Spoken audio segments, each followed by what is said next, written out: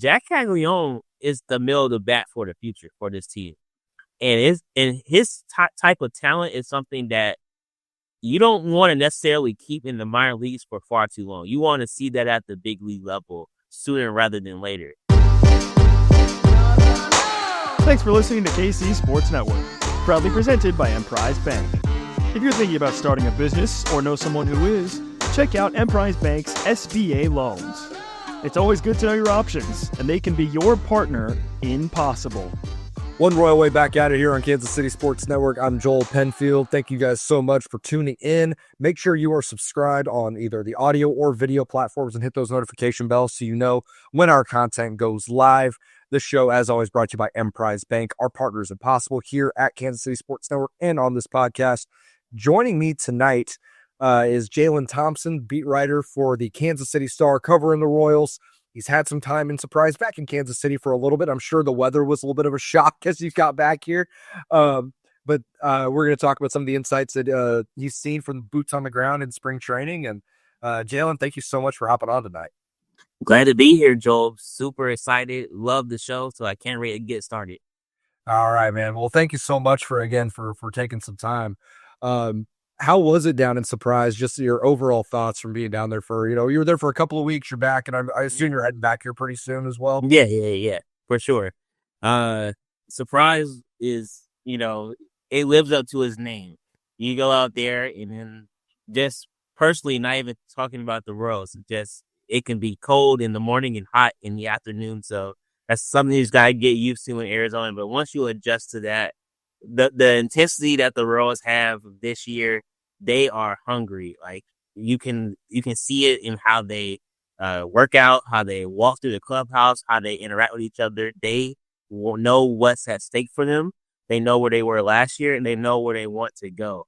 And I think it's kind of giving that vibe of we are the team that can get to the point where we want to get to. We no longer have to, play hard and wonder. They know they can do it. I think that's what they're kind of giving out right now.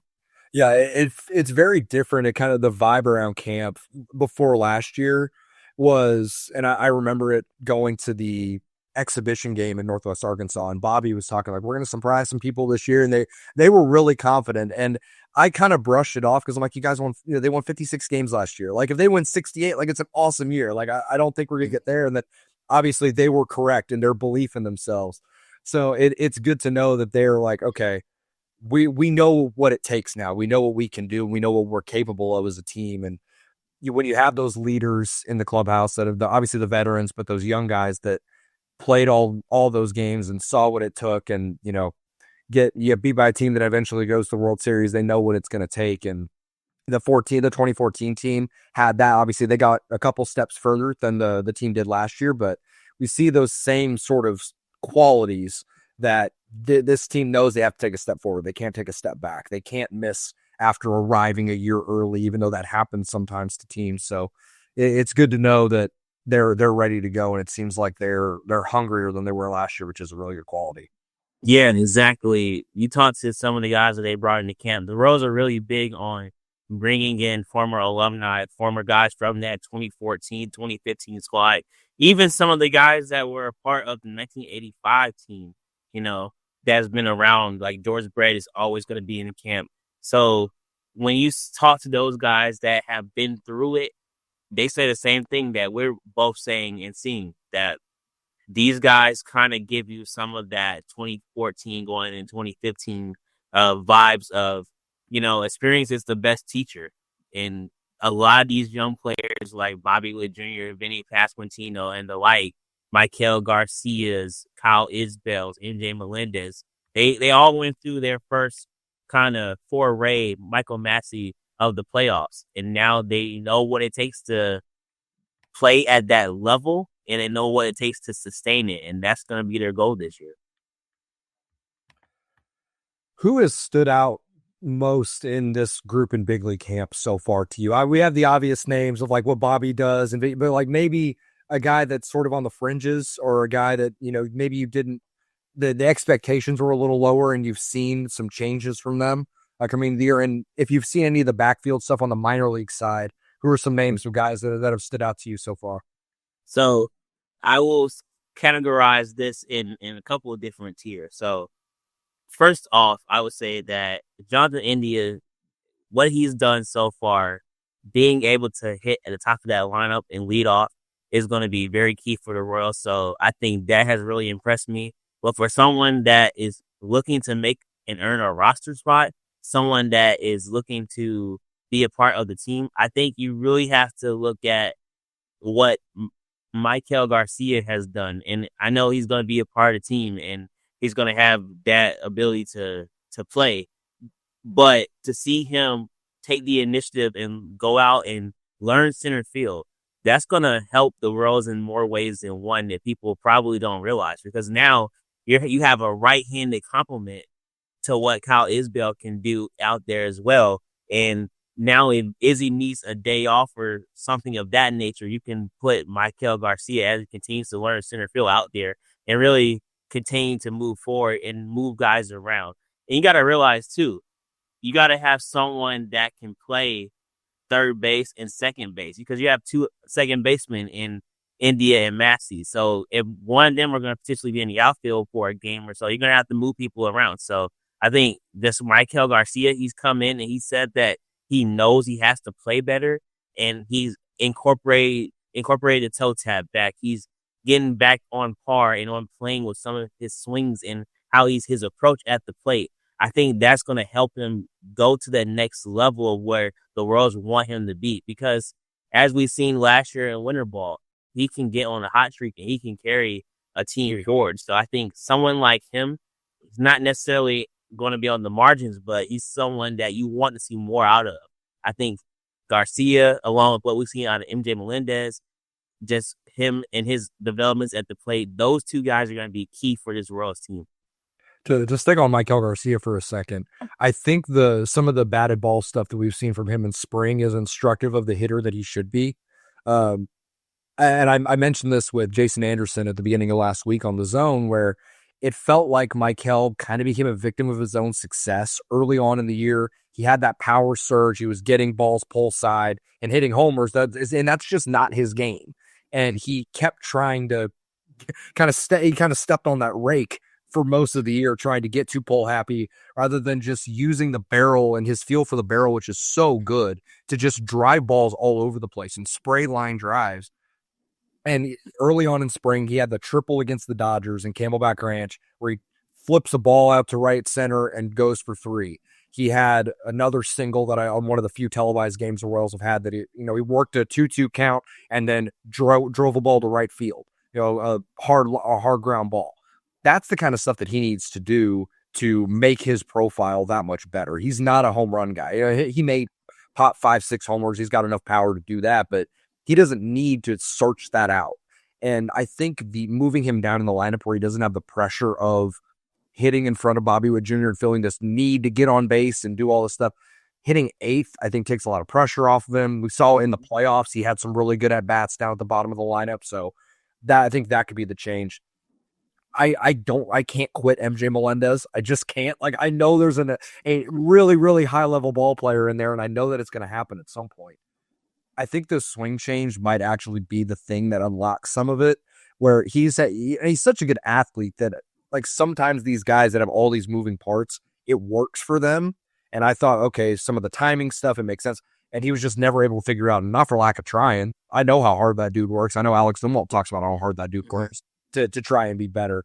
And just simplifying things seems to be making a huge difference for him. As we're recording on Wednesday night, he had a home run out to right field, and it was in that upper right part, up and in part of the strike zone for him.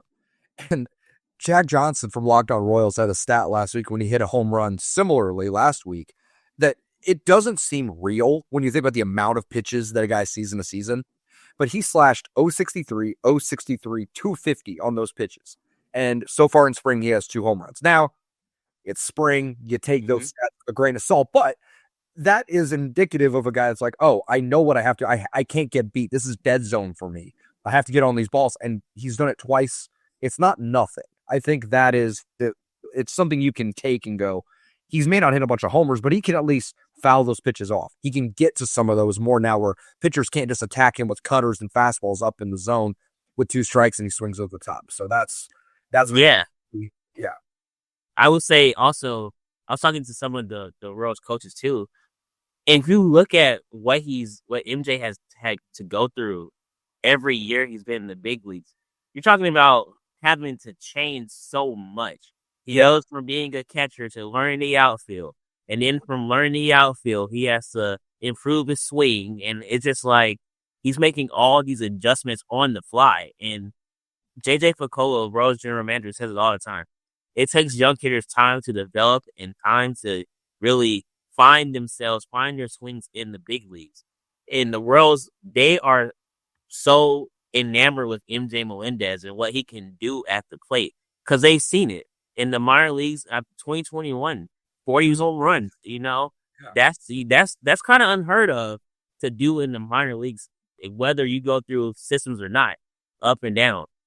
But they know what he can do and what damage he can bring to the team, and they want to give him every opportunity to do that. And like you said, for him to, a small sample size, but to make those adjustments on those pitches that are up and in, those swings that he couldn't get, those balls that he couldn't get to last year, to be able to get the bat around to it in spring training, that's a big difference. That's something to bear watching because, like we said, and I wrote stories on this, and he improved his swing mechanics. Like you said, he simplified it. He was able to, get the big leg kick and get rid of that and silence the hands and more swings through the zone. I think that's important. Yeah.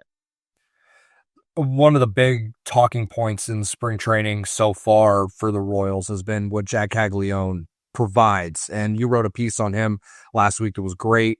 He had the amazing home run. He's gotten starts in these games. He's stayed in big league camp, which is not, even into the early part of March, you don't often see, even for first round picks. What has impressed you the most about that guy and what he can provide for this team, possibly even this year? I know that's been talked about. I think that's a wild thing to consider, but the dude's talent is through the roof, and that's undeniable.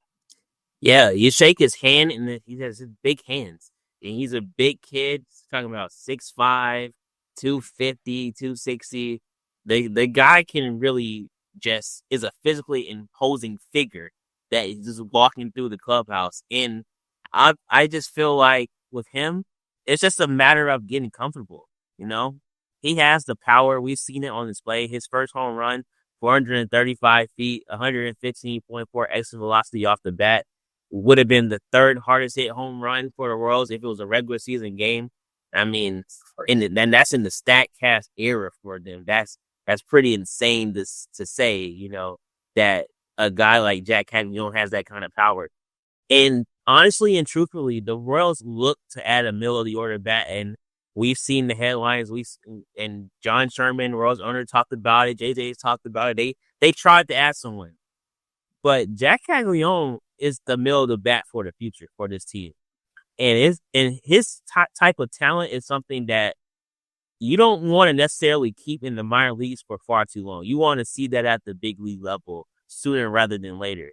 So it's going to be interesting to see where he goes in the minor leagues.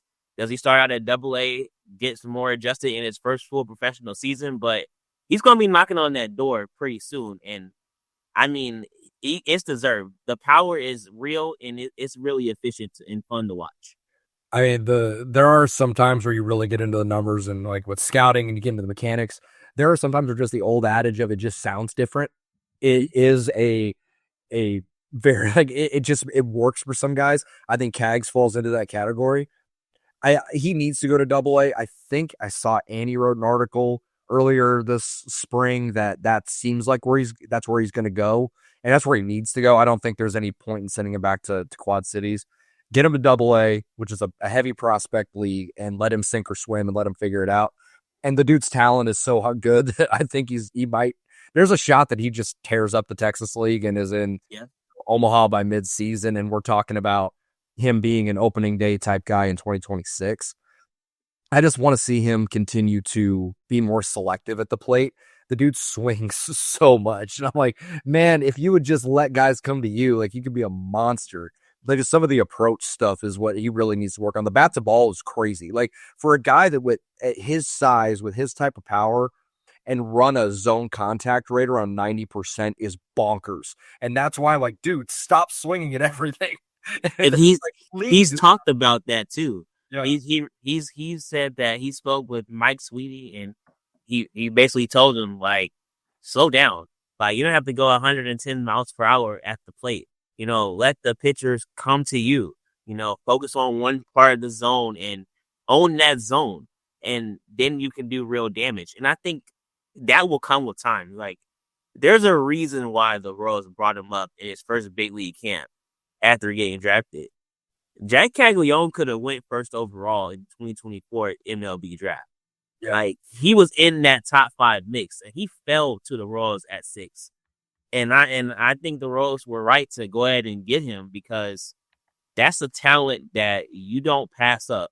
And that elite power, I mean, there's a reason why he's number 22 on MLB.com's top 100 prospects, and he's the Royals' top prospect right now.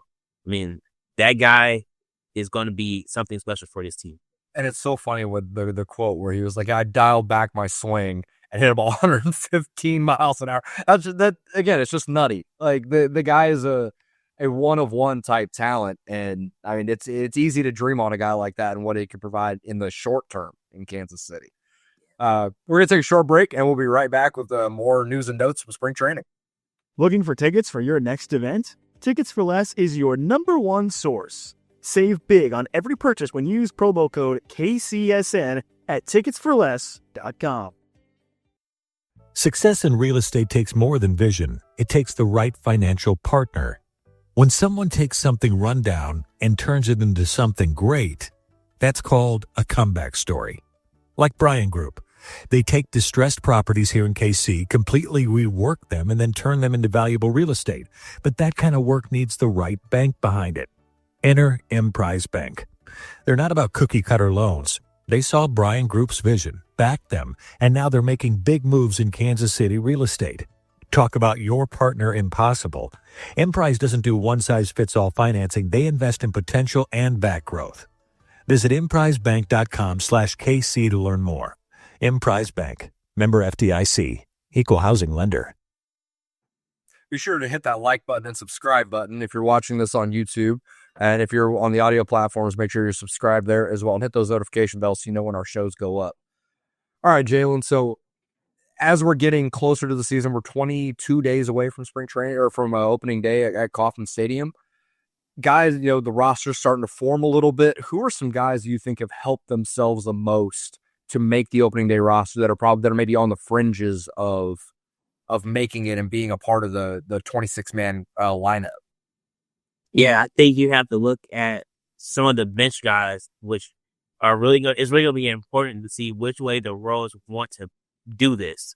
It's because they have Nick Prado and they have Nelson Velasquez. They're both out of options. So they're in that mindset of they're either going to make the team, or the Royals will have to designate them for assignment. They have to be placed on waivers, and any team can pretty much try to claim them. So I think Nick Prado is someone, we've seen a couple of home runs out of him this spring. I think he is someone that could potentially parlay a spot if he plays well, because they're going to have to find power from somewhere. And if it comes down to either him or Velasquez for a spot, I mean, it's going to be who's probably playing well at that moment. I will also think that someone like Nick Lofton could be in that battle with Kevin Biggio and Harold Castro. Did they decide to go with a super utility guy? Would that be someone that he knows the Royal system? He's a prospect, but a good thing about him is he has options. So you could send him down and potentially bring him up if you needed it later in the season. I think someone like Kevin Biggio and Harold Castro, they will be battling out for a potential spot. I think that you've seen that a lot with where Biggio has played, and so has Castro. Both have experience. So those two could be in the offering. But really, it's going to, like I said, come down to those final 2 or 3 bench spots that could be available. And there's so many other things you got to consider. Where does Deron Blanco fit into this mix? I know he's dealing with the Achilles. Does he get back in time and is able to get that spot, that coveted speed spot? But if his Achilles is bothering him, who do you have to go into that spot that can really run and steal bases? And maybe that's where a Tyler Tolbert makes sense. He's a base runner, the world's 2024 base runner of the year last year in their organization. Does he slide into that spot if Blanco is injured or can't really go? So there's so many different ways to look at how they want to fill these bench spots. I think it's going to come down to, first, how well does Jonathan India and Michael Massey play in left field? And from there, how do you build it after that? So there are guys that are fighting for spots. Are there any pitchers that are kind of in that same sort of conversation to you that have pitched well and are kind of playing their way onto the roster in that way? Yeah, I think that when you look at the bullpen, you're going to have maybe a spot or two available. I just wrote a story today just kind of breaking it down. You know who the locks are going to be. You're going to have Lucas Ursay, Carlos Estevez. You're going to have Angel Zerpa, Sam Long. They all pitch well. John Schreiber's in that mix. So when you look at who's going to be those guys that can fill in further on down the stretch, is it one of Alec Marsh or Daniel Lynch? If Chris Bubic wins that fifth starter spot, do they fill in a bullpen spot? Both of them have experience. Do you go with a non-roster invitee, Ross Stripling, who has a ton of MLB experience, knows Michael Walker very well, was college teammates? Thomas Hatch pitched in Japan last year. You have a couple of other guys. You have Taylor Clark and Austin Cox. Both are known to pitch in Kansas City, and you know, they could be a guy that you might want to add on as an NRI this year. So it's so many different ways they could go about it. I think if I'm going to look at a guy that might have a good chance of making a roster, I mean, it depends on where they want to go as far as with the injuries and things like that and how they creep up. But I wouldn't count out a Ross Stripling. They brought him in for a reason, you know. He has that experience. That would be really interesting. If he gets a spot over a couple of the guys that have kind of been around the organization and have had some big league time. So that would be, that was one that, like, I look at the Stripling move as just, that's just insurance. I didn't look at it as a pure, yeah, he's for sure going to be on the roster. So that's interesting. Yeah. I mean, I don't think he. Yeah, I know you're not like advocating for it, but I totally know what you mean. Yeah. Yeah. I don't want to be negative, but it is kind of the reality of the other side of the conversation too. Who are some guys you think maybe have kind of hurt their spot that are kind of on the fringes and are, you know, maybe they thought they had a shot, but maybe they, you know, it could be one of those out of options guys or somebody else that you thought that has not, you know, maybe playing their way off of the opening era. Yeah, it's going to be interesting to see if Carlos Hernandez can earn a spot. He's out of options, and you know the Royals, they like his flame-throwing ability. He's someone that could really, he's been around, but at some point, do you know who Carlos Hernandez is at the major league level, and is there anything you can try to get out of him going forward? I think that's a question the Royals have to ask themselves, because the way I kind of see this bullpen kind of shaping out, like I said, Urseg and Estevez, Hunter Harvey, I've got to add him in there with John Schreiber. That's 4 right there. Plus you add in maybe Chris Stratton because he opted into a player option. He's a veteran of the group. That's 5. And then you have Zerpa and Sam Long. That's 7. So you have one more spot. So any one of those spots could go to either one of those guys. And that's not to say they could easily give that to a Daniel Lynch the 4th or Alec Marsh if they don't win the 5th starter job. So it's just a way that however they want to shape the roster is going to be what they're going to want to do going into opening day. But as we all know, you're going to need all of these pitchers at some point. Always, yeah. With injuries and things of that nature. You can never have too much pitching, but it is kind of interesting to see how they view certain guys and guys they want to send down to AAA or just stash there as just pure depth. And, hey, in case we might need you, maybe, then we'll be there. Those are some of the guys that I think are really intriguing. And after, I got one more question here for Jaylon that we're going to go through a roster projection and talk through some of that as we get closer to opening day. One last question. What was your favorite moment from the backfields that most fans maybe didn't get to see, if it was like a live AB or like live BP or just something that you saw that was kind of fun? Yeah, I thought it was pretty cool to see some of the younger prospects getting a chance to either pitch against Salvador Perez in a live BP or, you know, just be around him, catch him in a bullpen session because you gotta remember these so many of these younger guys they grew up watching Salvador Perez as kids, and now they're in the big leagues or working their way towards the big leagues, and he is still around. So just if you can just imagine just playing it and alongside your childhood hero, and you see that he's sitting right there and you're right there with him. I think that's always cool to hear those stories. It's like, oh, I used to watch Salvi when I was growing up, or things of that nature. I remember Noah Cameron saying that he came on a field trip and watched Zach Greinke's World's debut. He was like That's 5 or 6 years oh old. my So goodness. just to see that, and now he's here, and he's Salvi was there when Greinke was there. So it's cool just to hear those stories because like the Royals mean so much to a lot of these players, and to be able to pitch for their hometown team, they really take that to heart, and I think that's always cool to hear those stories. Yeah, it was cool to see. Kudrna was throwing to Carter Jensen, were both local guys, to Salvador Perez in line. Like that is, and Kudrna even tweeted after, like, yes, that was one of the coolest moments of my life. Like to be able to do that. So Yeah. that's all right. So let's get into a roster projection here. I've been doing this throughout the as soon as pitchers and catchers reported, I did my first one. So I didn't really change much from what I had last week because I just don't think enough changed for me to go through it. But we'll go through it for Jaylon just so we can talk through it. Starting rotation to me is locked in as Reagans, Lugo, Waka, Lorenz, and Bubic. I don't think there's going to be any changes there. I think Daniel Lynch has pitched well, but I don't think Bubic has at least shown enough as a starter to where I think, okay, that can work. I don't think Daniel Lynch's repertoire as presently constituted works there. And I think he was so good in that long relief role, that 2-inning role that he had in August and September of last year, that I don't want to move him out of that. I think that is his way to stay in the big leagues. I don't think it's as a start.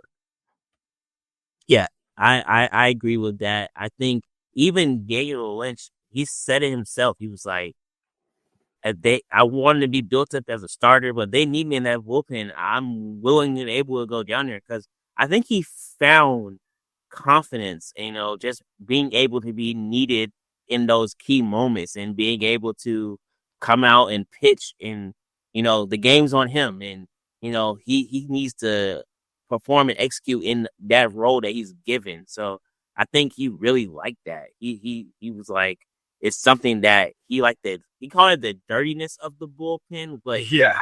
I kind of got what he meant. He was saying this it's like a fireman role, Yeah, put on the fire. So I think he liked doing that. No, I think that's a really good role for him at this point in his career. I think if he wants to stick around in the big leagues, I think that's the way to do it. Moving on to the bullpen, I have Schreiber, Daniel Lynch, Chris Stratton, Hunter Harvey, Sam Long, Angel Serpa, Carlos Estevez, Lucas Erceg.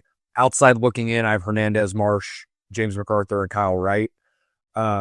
Hernandez is the one that I've coin flipped for pretty much the entire offseason, but he's out of options. He had that he had a clunker in the first game. He pitched well after that, but I don't know what I'm going to get from him. And it's unfortunate because I think that there is a solid big league pitcher somewhere in there, and we've seen flashes of it, but not enough for me to think at this point with the way the roster is, the direction the team is heading, to take a chance on him in a high leverage situation. I just don't think it's there.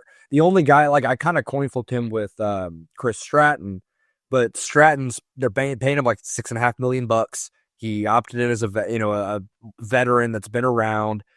I think he's probably going to end up in that sort of that for Jordan Lyles at the beginning of last year, Will Smith at the end of last year, where it's this game is out of hand one way or the other. Save our bullpen and you go finish this one out.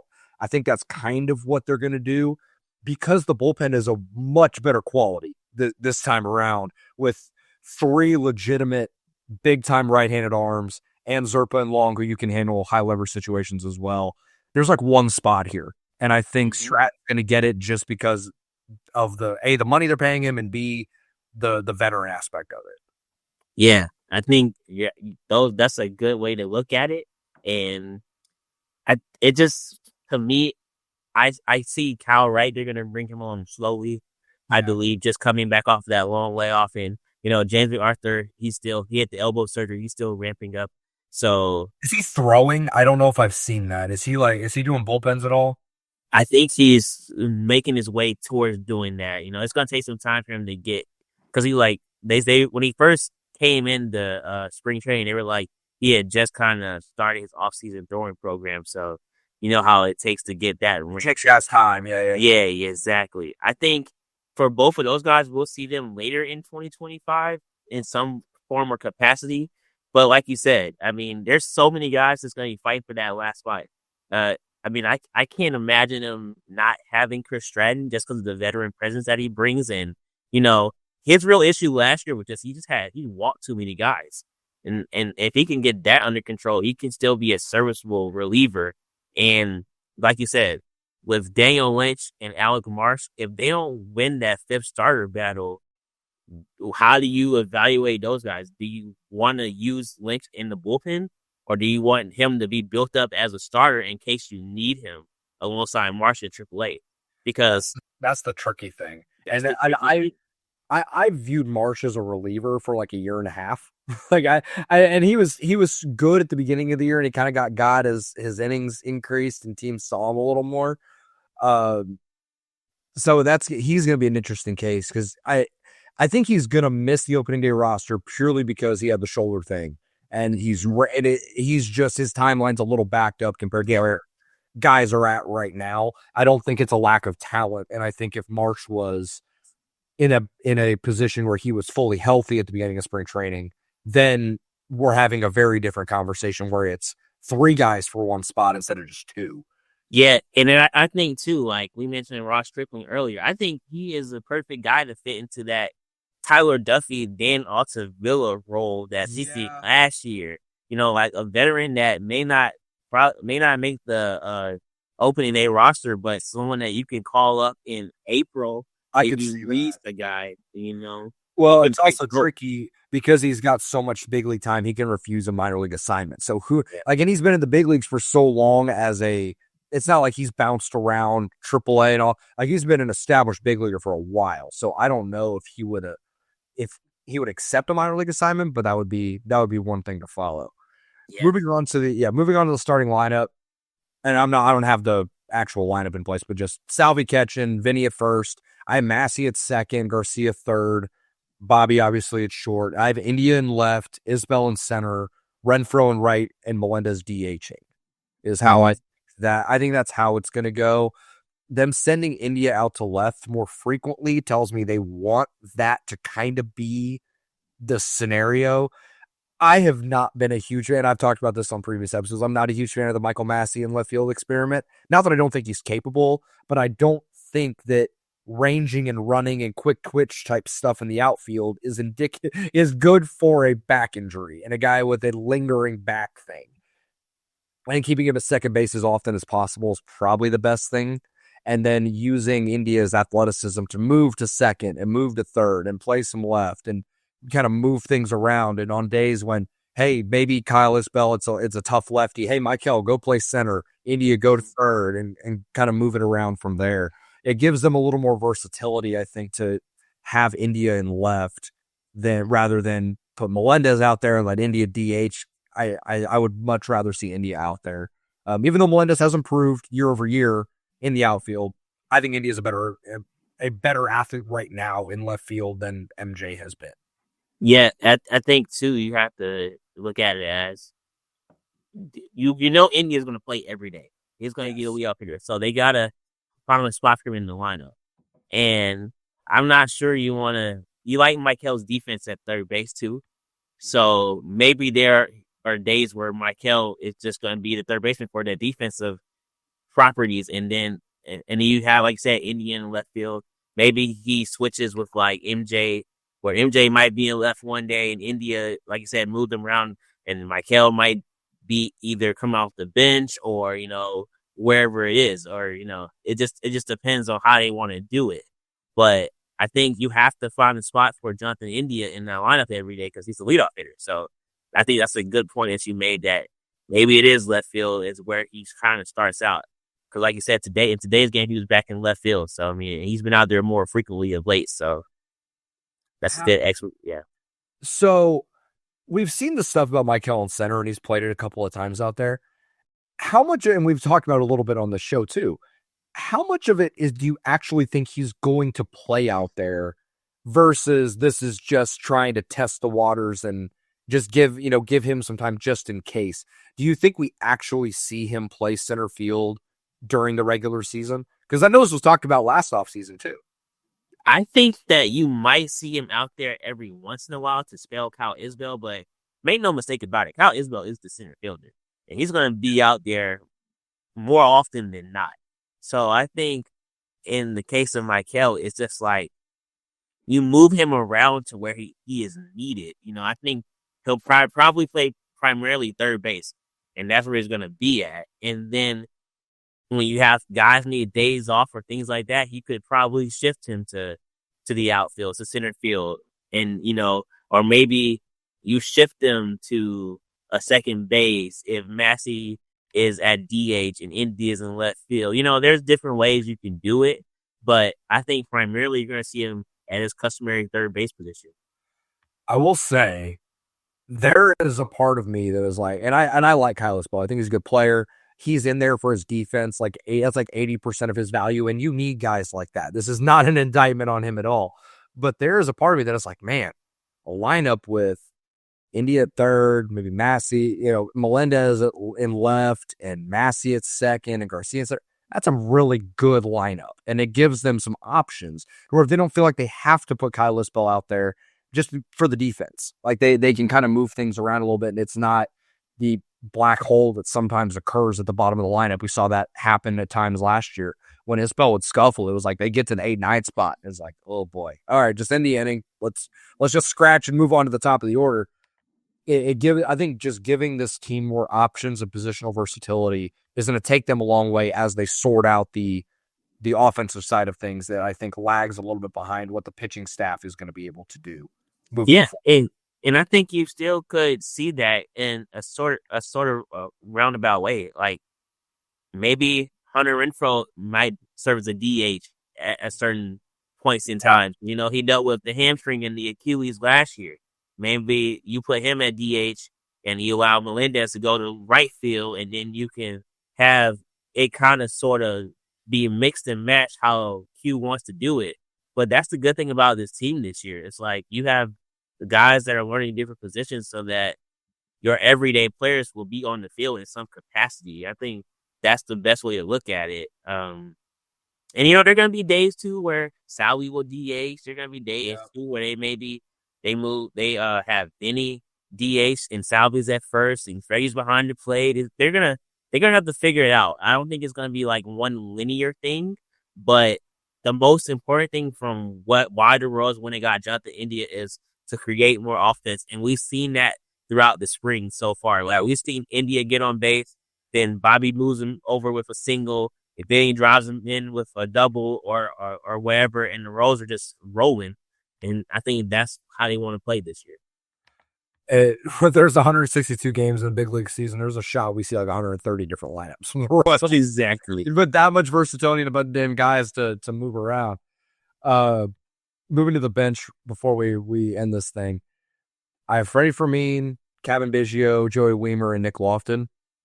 Outside looking in, Tyler Gentry, Nelson Velasquez, Drew Waters, Thyron Blanco, Luke Maley, and Harold Castro. I don't have Prado in there, and I don't have Prado in there purely because we didn't see him at all last year. The only time he got into a big league game was as a position player pitching. That was it.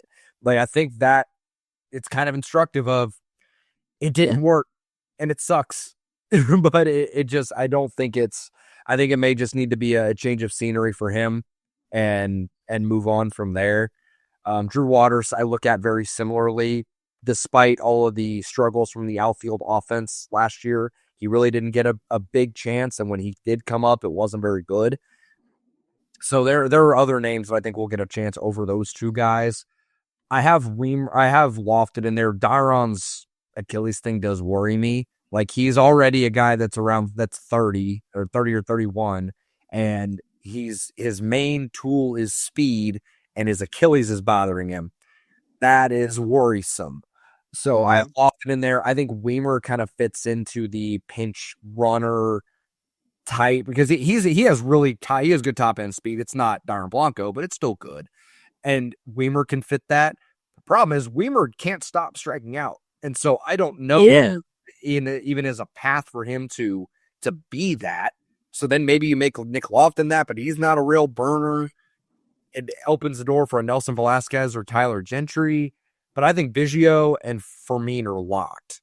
I think Biggio's been good. He's a functional platoon bat, and he can play like 6 different positions. And he's a left-handed hitting infielder too. Yes, like it fills that Adam Frazier role, but you have a functional left-handed hitter against right-handed pitching, which, not to dig on Adam Frazier, but he was not that last year. Kevin Biggio has at least proved that in his career. He can hit right-handed pitching with some regularity. I like the idea of, like, with Kevin Biggio, and I think Frey, for me, obviously going to be on the team. Those last 2 spots are going to be so interesting because which way do they want to go?